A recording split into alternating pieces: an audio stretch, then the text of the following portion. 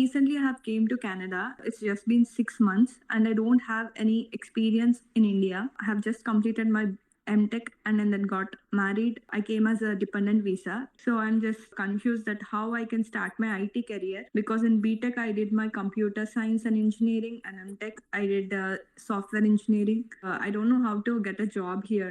Can you suggest me how I can crack a job? You don't have past IT experience, but you had Yeah, IT education. yeah, But IT if education given and choice, what is the IT role that you wanted to choose? like data analyst, ETL, Power BI.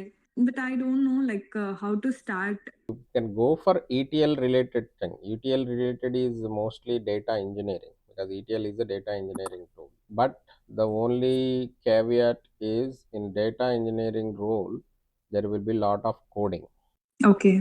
So you should pursue data engineering role only if you can learn and code in Python at an advanced level.